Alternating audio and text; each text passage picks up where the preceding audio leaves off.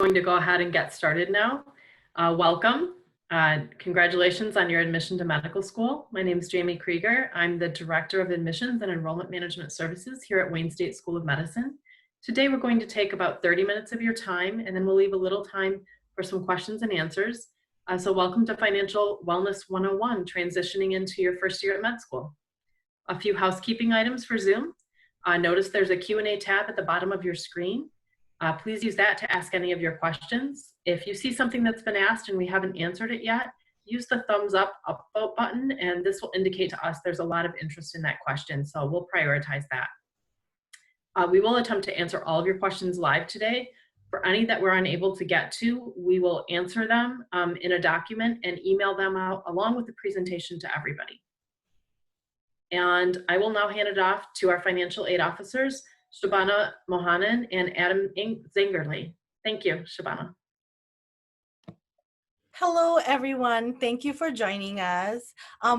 By this time, I'm sure most of you, if not all of you, have already completed the 2021 FAFSA. You would have done this on studentaid.gov. If you have not, it's not too late. Go ahead and fill that out. You can still, complete that to be considered for federal student loans. The new FAFSA will also be available October 1st, so watch out for that. Next slide, please. So before we continue, just wanted to let you know that this upcoming academic year, you will have 10 months of coursework. And the academic year actually spans from July 2020 to June 2021. Now, part of your 2021 academic year includes like segment 2 curriculum that will begin for you in April, but that is still part of this academic year. So when we're talking about financial aid, eligibility, and budgeting, we're including the April, May, and June of 2021 as being part of this current academic year. So on this slide, you will see the amounts for what goes into your cost of attendance as a year 1 student. So the cost of attendance is an estimate of what it costs you for the year.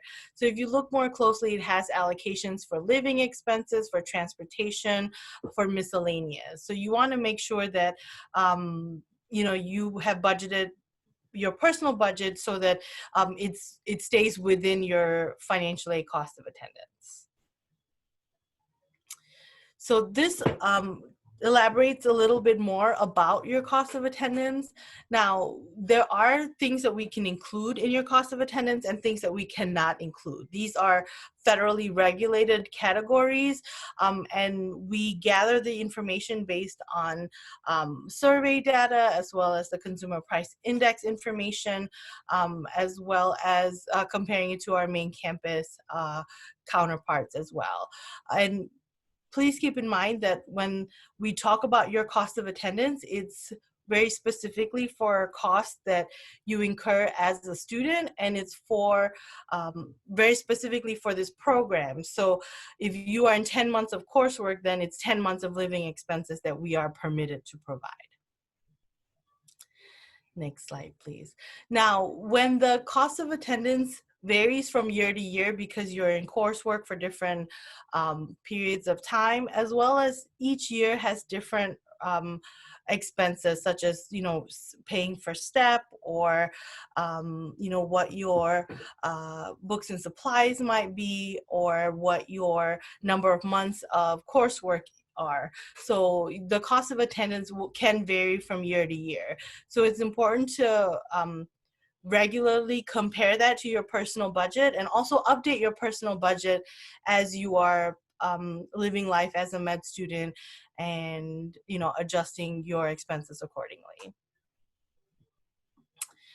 Now, like I mentioned earlier, because these categories are federally regulated, there are items that we cannot include in your cost of attendance. Some or most of you may have already spoken with Ms. Fallon Lindsay about how you're managing your expenses as you transition to medical school. But keep in mind, things like your credit card debt, payment of car lease or car payment cannot be included in your cost of attendance. I'm going to hand it off to my partner in crime, Mr. Adam Zangerly, for the rest of the financial aid slides. Okay, thanks, Shabana, and hello to everybody out there. I'll just pick up where Shabana left off, talking about the cost of attendance. That we use that as a limit to figuring out the maximum amount of financial aid that you can get. You can't exceed the cost of attendance for federal student aid, including loans, scholarships, grants, and so forth. So that's the upper limit of the amount of aid that you'd be able to get. It's not, doesn't mean it's the bill that you're going to get from the school. You're going to get a bill for the tuition. The other expenses we include in the cost of attendance, like living expenses, books and supplies, you're not going to get billed from the school for that, but there are some exceptions to able to increase the cost of attendance. We do, it's called a budget adjustment. If you have additional expenses during the school year, such as a vehicle repair, if you have children or dependent care, daycare expenses, you can do a cost of attendance increase for that. If you have out-of-pocket medical expenses for yourself or are purchasing health insurance for yourself, you can increase your cost of attendance for those things. And for the fourth year during residency, you can get additional cost of attendance increase for residency interview expenses. Next slide. This slide kind of breaks down what the cost of attendance is on a monthly basis. For the first year, you're looking at, I think it's 10 months of enrollment. And based on that, we're figuring living expenses of about 15,900, transportation around 2,000, and miscellaneous for about 3,580, totaling 2,150. That's approximately. It should be, and then if you were in second, third, or fourth year, you'd have an additional cost of attendance because those school years are usually a little bit longer. Go to the next slide, please. So based on the total cost of attendance for living expenses, monthly broken down, that it comes out to approximately $2,000 a month, 2,150 based on the example here. That means other than tuition, you'd be able to get financial aid if you took out the maximum amount of loans, money back from the school to cover expenses for approximately $2,150 a month. If you had a one-time expense like a car repair or a medical situation, that's where the budget adjustment comes in and you can increase that amount. But basically, based on our cost of attendance and the living expenses based on the surveys that we do, it comes out to around $2,100 a month. And that anything, if you have personal expenses above and beyond that, it's not necessarily going to be able to be covered by the financial aid budget. Next slide. As far as getting the money back from the school for your living expenses, we call those disbursements. So the disbursements happen 2 times during the year. Once at the beginning, it would be in July, and the second disbursement is going to be in late December, early January. Those are when the tuition bill is due, the financial aid that you have pending is applied to your tuition, and the school refunds you the difference that's left over after the financial aid pays for the tuition. Some people don't take out the full amount of financial aid because they have other money that they're using for living expenses, or their living expenses aren't as much as we've budgeted, so they don't get a refund, or it would be less than the amount that in those examples. But if you took out the full amount of financial aid, and as far as loans, grants, and scholarships, you would be able to expect to get that money back to pay for your living expenses twice in the year. So you get the whole amount or half of the amount in July, and then you'd hold on to that and pay your bills and pay your rent for July, August, September, October, November, and December, and then you'll get the second half of your financial aid disbursement at that point to pay for the rest of the year. Go ahead for the next slide. Here's an example of when the disbursements happen. There is a little bit of a difference in the amount of the way that they're dispersed because the tuition is split in half, but there's a $2,500 university medical school fee that's charged just in the first half. So half of your financial aid pays for the tuition and fees in July. You'd get a refund if you took out the maximum for $9,080. That would last you until the next disbursement, which would be in December, which in this example is around 11,600, and that would last you from December until the start of year 2. The reason it's higher again is because of the way that the tuition and fees are billed. You get paid for more of the tuition in the first half of the year. If you decided not to take out the full amount of financial aid, the refunds would be lower based on the amount that you took out. So next slide.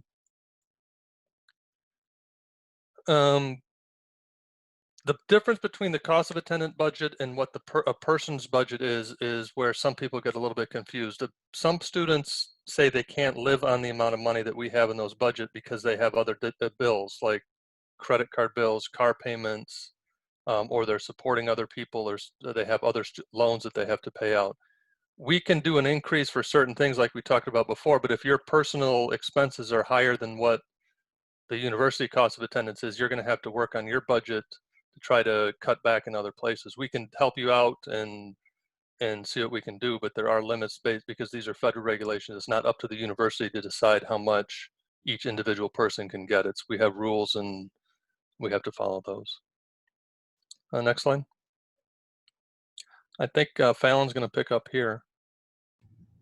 Hi, everyone. Again, I am Fallon Lindsay. A great amount of you have already met with me, and then I'm assuming that everyone else has already scheduled their meetings with me. During our conversations, though, we talk about cost of attendance, and we just talk about it from a budgeting perspective. Next slide, please. We also provide you guys with lots of resources. We talk about childcare expenses. We link you to the actual form if you need to include that into your cost of attendance. And then we also discuss the Wayne State University childcare resource as well. We do discuss during our meetings credit card debt. Several students have indicated that they have some form of credit card debt. So we do talk about trying to get that debt decreased prior to medical school or meeting with a company like Green Path Debt Solutions to provide you with a debt management plan. Next slide, please.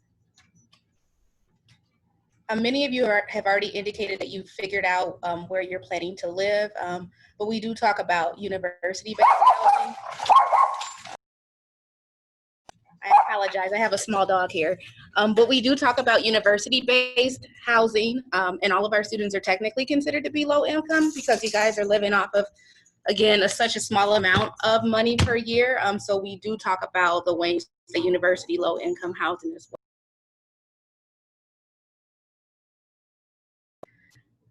We do discuss resources as it relates to if you are facing homelessness or if you find yourself in a situation where you need assistance in paying your utility bills on an emergency basis. We do talk about the different resources available to you. And then many of you have indicated that you are either going to purchase a car or you're bringing a car with you. And so we do talk about the different resources that are available. In terms of transportation, as far as if you needed to make a repair to your vehicle, there are some companies, again, that offer low-cost vehicle repair.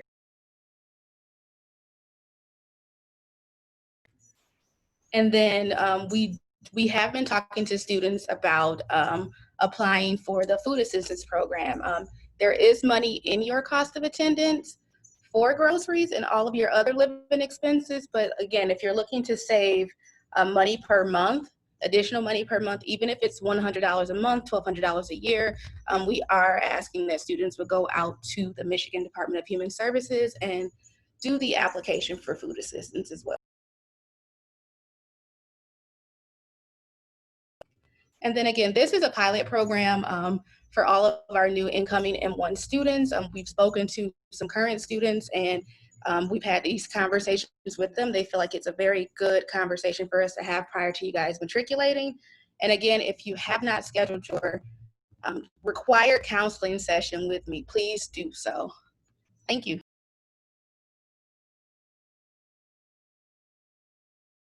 Thank you, Fallon. We're going to hand it over to our Associate Director of Enrollment Management Services and Records Registration and Scheduling, Chris Wolfs.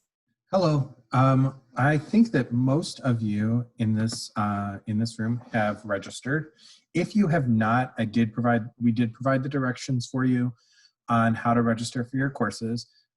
Everything is in a shopping cart ready for you to go. You just have to click submit and then you'll be ready to go. I do want to bring up one thing that's actually not in the slide, but we had asked during our session last week. In the middle to end of July, we're going to be transmitting your information to the National Student Clearinghouse, indicating that you are enrolled in classes. The National Student Clearinghouse will update the National Student Loan Data System, and between those two organizations, they're going to be updating your lenders. So if you're concerned about your current student loans from either your undergrad or your graduate programs deferring the repayments, that will be done automatically through our automated processing. So you don't have to worry too much about having us fill out a form or anything like that. So all of this should happen and take place by about August 1st. So just wanted to bring that up. I want to then turn over the microphone over to Sharif Aladanar. He is from our Student Accounts Receivable Office. So, I'm giving the screen to you. Thanks so much, Chris. Hi, everybody, and welcome. We're going to discuss student accounts receivable, and basically what we handle is billing. So I noticed there were some billing questions in chat. Feel free to ask those shortly after. We'll get to all your questions. Hopefully this presentation will answer everything for you. I also process sponsorship. So if you are sponsored by the Army or the Navy, I would actually be your contact person to help you with billing. But yeah, I'm a two-time graduate from Wayne State University, and love to travel, love to read books, and if you need any pointers on either one, I'm happy to help you in that too. All right. We're going to go over FERPA, due dates, e-bill, refunds. These acronyms sound odd for right now, but they're going to make sense in just a second. So the FERPA is basically an authorization that allows legally for my office, financial aid, any office on campus to speak to a third party. For instance, a parent, guardian, or an authorized individual. And you would just go to Academica and under, well, actually just go to wayne.edu and type in FERPA form. I think that's the fastest way to do it. And then you'll find release of academic records without even going into Academica. Now, the financial responsibility, this is actually something that you're going to get emailed to you. And you're going to fill that out and send it back. Basically, this is your contract with the university, that you are agreeing to the fees, that you're acknowledging your obligation to them, and it explains in detail everything that's expected of you. Due dates. I saw someone ask that question, and I don't know if you can all see the answer that I put in there. There's actually a link online for School of Medicine, billing, and they're actually all the dates for the academic year. You can see all of them in one screen. Basically, we e-bill you on the first of the month. So we are not mailing any e-bills. It's all done online. And on the first of the month, you'll see it available in your Academica account. If you go to Student Resources, Financial Records, you'll be able to see your e-bill statements. We recommend you keep hold of those because those PDFs disappear after 6 or 7 periods. So you want to save those PDFs for your personal records. The due date is always the 15th of the month. So no matter when you get your e-bill, you know that in your mind, it's due on the 15th. Next slide. Okay, yeah, I briefly went over this, the e-bill statement. So we're not mailing anything. It's all done online. You'll be able to see that in your email. We send you a notification that it's available for viewing. Okay, this slide, it seems really complicated, but I'm going to break it down. So the top half of this, 1 through 3, you'll see your information, and more importantly, you'll actually see your due date and the amount due for your due date. That's all right in the top section. So it's almost like a quick summary of everything that's listed there. Also, you'll see that on the very top, if you have like a prior term charge, something that's owed from the previous academic year, that's going to be right at the top of the list. So you may not see 4 and 5 there. It's only if you have a prior term balance. Now, if you take a look at 6 and 7, I want to go over this a little bit with you. You'll see registration fees. Okay, you'll see student service fees. You're going to see your student service registration fees, And you'll see a few other fees. But what you won't see is you won't see your books, for instance. You're going to have to reach out to the WSU bookstore for that. You're not going to see parking passes. You want to contact the One Card office if you've got a parking pass, because that's not going to show up here. So it'll show up as tuition and housing. That's what I wanted to tell you. So housing will actually show up here. And section 8, this is an important one. You get to see your financial aid that's ready to go. So that means everything's been approved, everything's good to go in section 8. But just below the amount due line, you'll see in section 9, pending aid. Now that means something needs to be done here.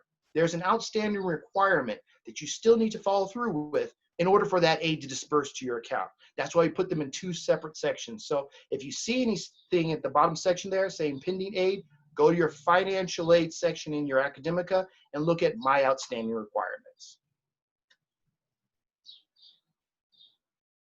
Billing account summary. So this is your real-time view of your e-bill. Your e-bill we only send once a month, so it's not updated during the month for any changes to your account, transactions, fees, payments. It won't show that in real time, but we provide a link for you to see real-time payments, transactions, and billing account summary. Payment methods. This is an important one. So there are a few ways to pay. You can mail in a payment, send it to the P.O. box, the address there, or you can pay online with the credit card. There's a convenience fee of about 3%, and most students really want to avoid that. So even though it defaults to that when you go into the payment section, online payments, make an online payment, you want to select the second option that says ACH or e-check, because that's fee-free. So you can make your payment directly from your bank account without accruing that 3% fee. Wire payments. If you're an international student, Canadian student, this would be your best and easiest way to wire a payment from Canadian institutions.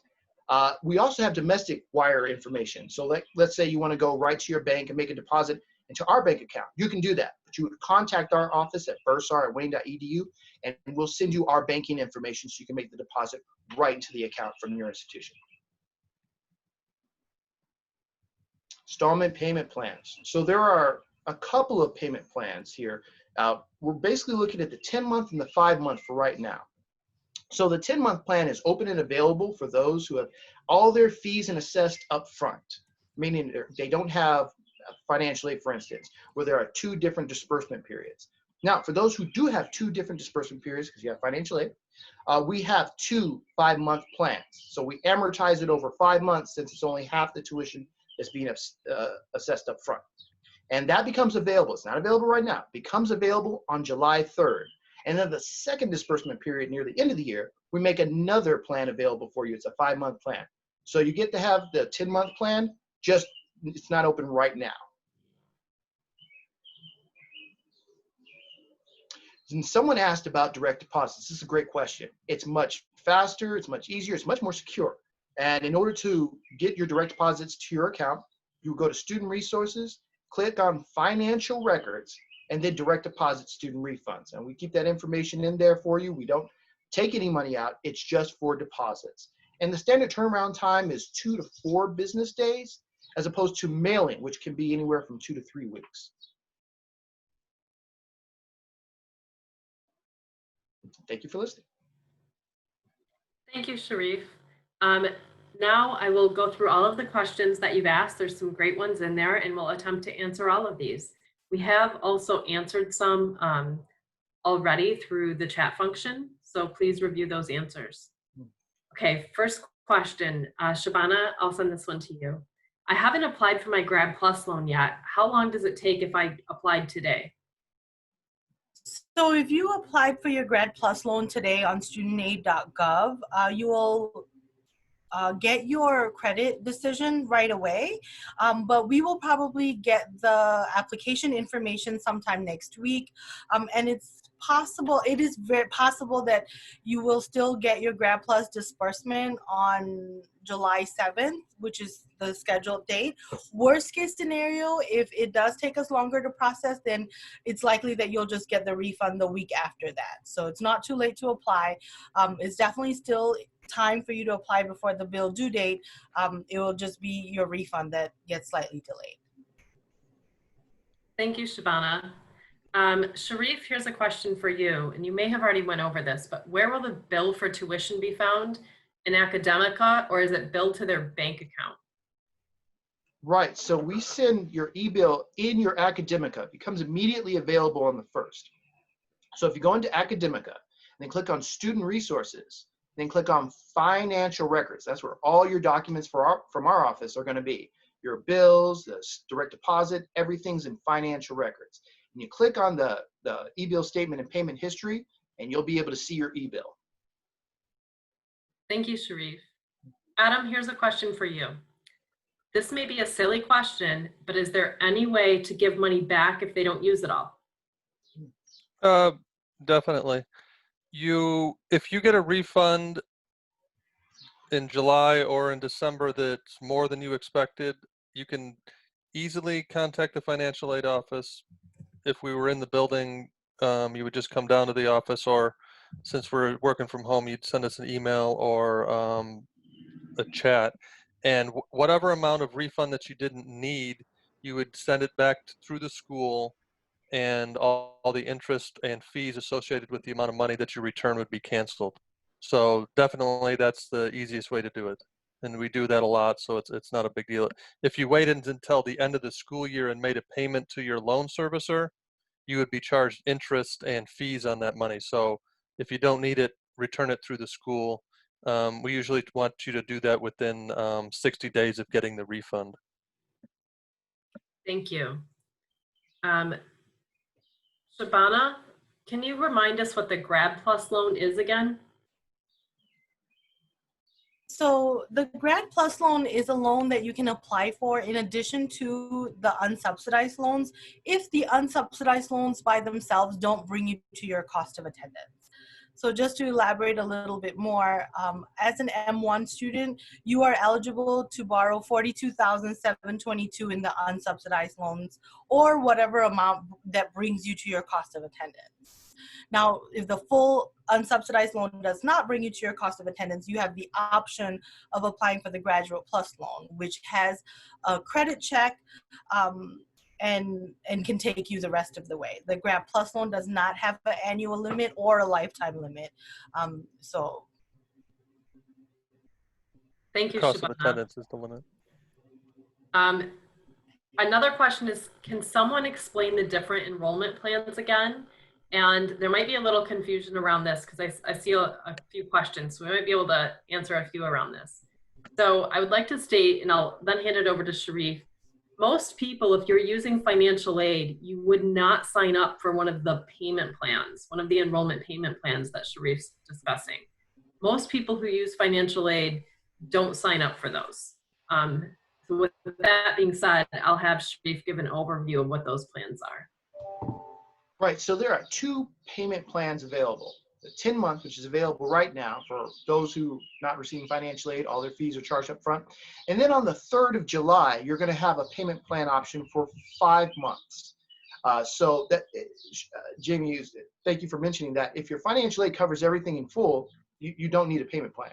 You only need a payment plan for anything above and beyond which your financial aid does not cover. So if it comes through and pays 3/4 of what you're expecting, you can enroll in a payment plan for the remainder amount. And that becomes available next Friday on the 3rd. Thank you. And maybe to give it a little more context, why would anyone use a payment plan? A lot of our cash payers like to use a payment plan, and I believe there's a small enrollment fee that Sharif could probably tell us about. They like to use it because what it does is it divides up your payments into monthly installments versus having to pay your tuition bill all up front. Is that accurate, Sharif? Absolutely. Yes. So the plan fees, thank you for bringing that out. The plan fees are $30 for the 5-month plan, $35 actually for the 5-month plan, $30 for the 5-month plan, and then $55 for the 10-month plan. And you're not incurred any additional fees. You won't be incurred any of those fees if you make the payments by the 15th of the month in a timely fashion. You can avoid any additional late fees. But yeah, it offers options for people who are, maybe not receiving enough financial aid, or you just want to spread out your payments so you're not making one lump sum payment. Thank you, Sharif.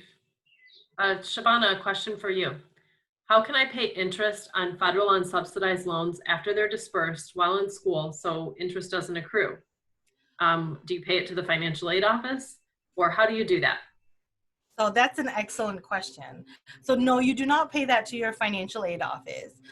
If you already have federal student loans, the loans that you take out at the School of Medicine for your MD program should be assigned to the same loan servicer.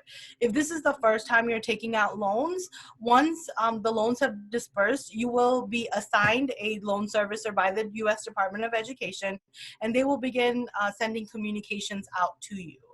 Now, your loan servicer is responsible for calculating your interest, monitoring your in-school status, and collecting your payments. And that includes the interest payments that you want to make while you're in school as well.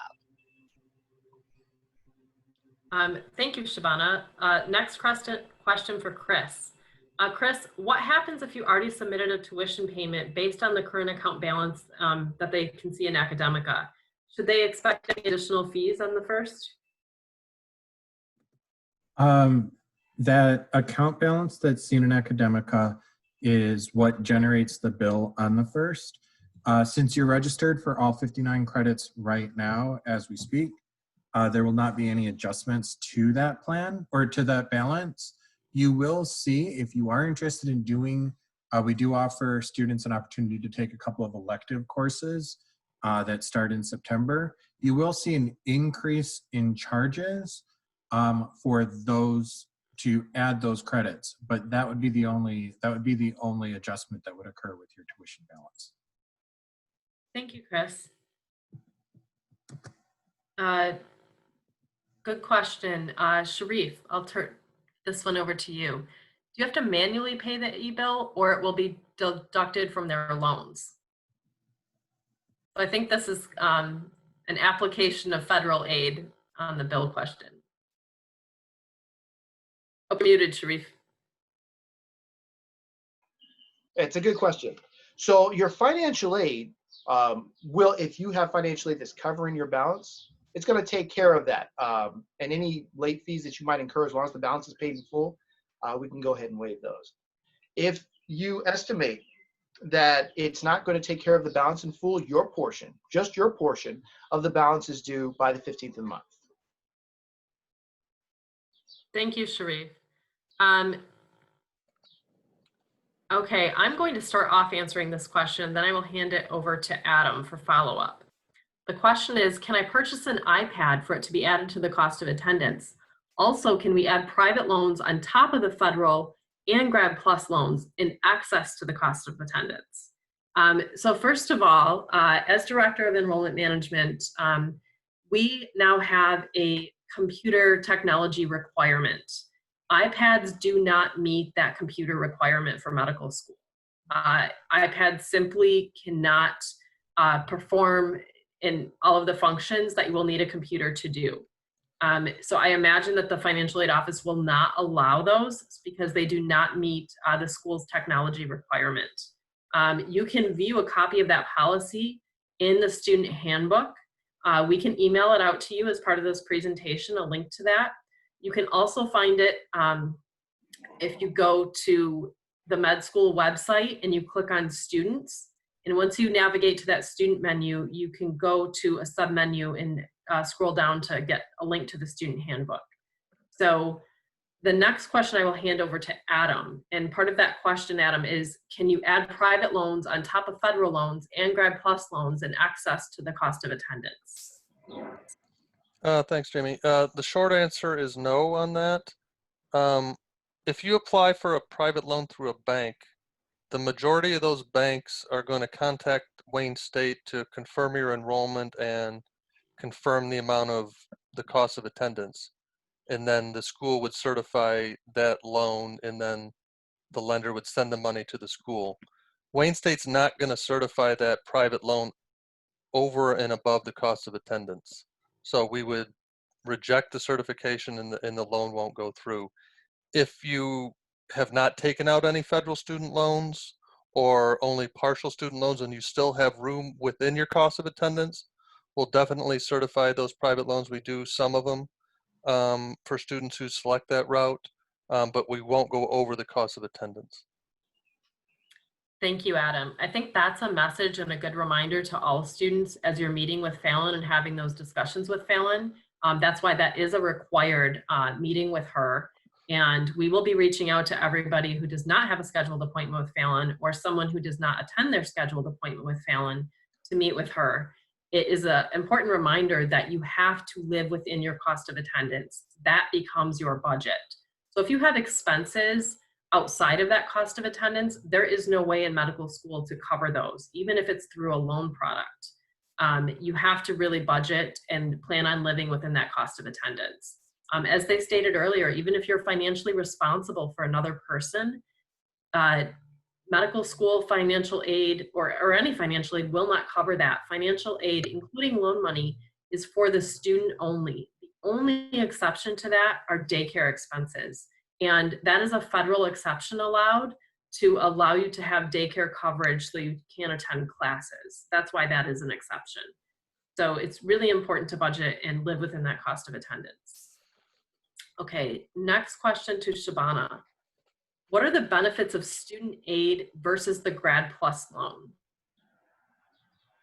So if you're asking the Graduate Plus loan falls under the umbrella of federal student aid, federal loans. All of it is considered financial aid, even though the Graduate Plus loan is money that you have to pay back. So typically we recommend the unsubsidized loans and the Graduate Plus loans over private student loans because there are a lot of protections that you enjoy with the federal student loans. For example, there's income-driven repayment plans while you are a resident. There's the deferment of interest payments while you are in school, not accumulation. Those interest is still accumulating, but you're not required to pay them. And then using this current pandemic as an example, through the CARES Act, they did suspend all interest and payment requirements, but those were only mandated to the federal loans. And while you may have enjoyed those same benefits through your private student loans, they were not required to adhere to the CARES Act directions. So there's a lot of protections that are built into, using a federal loan. Thank you, Shabana. I'm going to just take 2 more questions, then we'll answer any remaining questions out in the Q&A that we're sending out to all students. Adam, how long after finishing my FAFSA application will my loan amount show on Academica? If you're just doing the FAFSA today and submitting it today for the first time, your aid award would show up on Academica in about 2 weeks. If you've already done the FAFSA more than 2 weeks ago, you should be able to see the aid award on there next week. We have gone through and awarded most people that have already done the FAFSA, so it shouldn't, there's no delays going on there, especially for new students. But yeah, if you're doing it today, about 2 weeks before the award's going to show up on your Academica. Thank you. I'll take the last question. Besides private loans, is there any financial aid available for Canadian students? And so this is really a twofold answer. First of all, we have a new link up for all of our international students with links to various financial resources and things you need to do. And that's on our admissions webpage. We'll make sure to include that link in our email with these slides that go out to students. The second question is, you should have already received communications about this, but you can file a paper FAFSA, and that will allow us to determine a need score for you. And then you would be considered throughout the year for our private annual and endowed scholarships that the School of Medicine offers. Most of those are based on that need score, and that's why it's important you fill out a paper FAFSA and submit that to the financial aid office if you're an international student. And others will have private applications that I email out to you throughout the year. So we encourage you to fill those out. Thank you all for joining us today, and we'll be happy to see you and welcome you in a couple of weeks.